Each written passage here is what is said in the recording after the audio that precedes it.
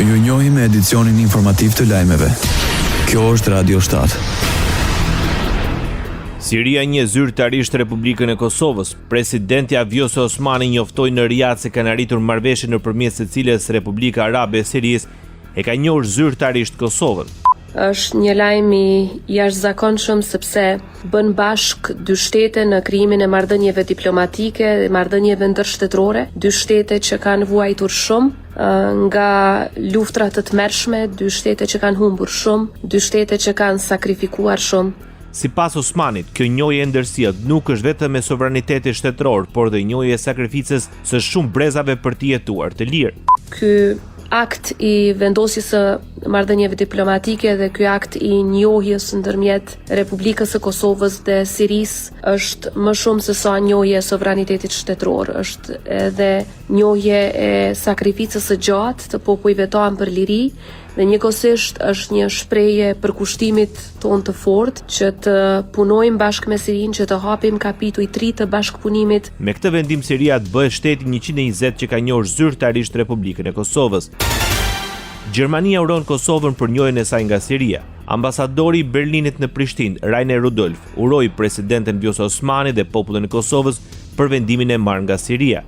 Në një postim në rrjetet sociale, ambasadori gjerman u shpreh se ndihet shumë i lumtur me këtë dinamikë të re, pasi si kundërtaj, kjo është njohja e tretë gjatë këtij viti.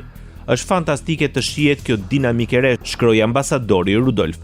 Ai nënvizoi se Gjermania ka qëndruar gjithmonë në mbështetje të pavarësisë dhe sovranitetit të Kosovës. Mediumi kroat Večernji e komentoi njohjen e Kosovës nga Siria si një goditje për Serbinë.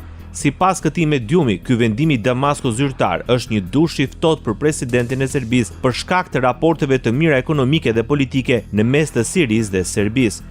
Së bashku me Rusinë dhe Iranin, Siria ishte ndër vendet e pakta që mbështeten fuqimisht integritetin territorial të Serbisë. Pikërisht për këtë arsye, shumë në Beograd e shohin njohjen e Kosovës nga Damasku si një tradhti dhe një goditje serioze për politikën e jashtme serbe, shkruan gazeta Večernji. Bota.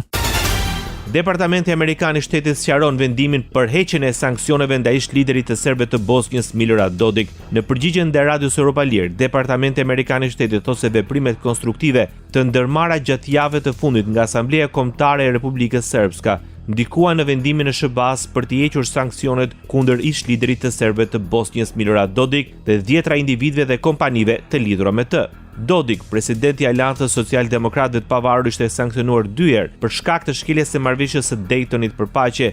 Sanksionet ndaj tij, anëtarëve të familjes së tij, kompanive dhe bashkëpunëtorëve të tij të ngushtë u hoqën të mërkurën.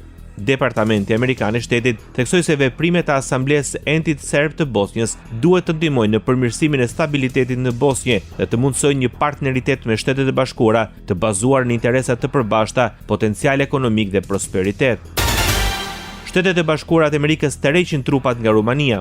Ministria e Mbrojtjes në Bukuresht tha se trupat e larguara nuk do të zëvendësohen. Megjithatë, ministri rumun i Mbrojtjes, Inut Mosteano, vuri në duke se numri i përgjithshëm i trupave në krahun lindor të NATO-s dhe pas ndryshimeve do të mbetet më i lartë se përpara sulmit rus ndaj Ukrainës. Zyrtarët amerikanë thanë se ndryshimet ishin pjesë e planeve të gjata dypartjake të Washingtonit për të orientuar drejt Azisë, si dhe një shenjë përmirësimi të gatishmërisë europiane në përgjigje të sulmit rus ndaj Ukrainës.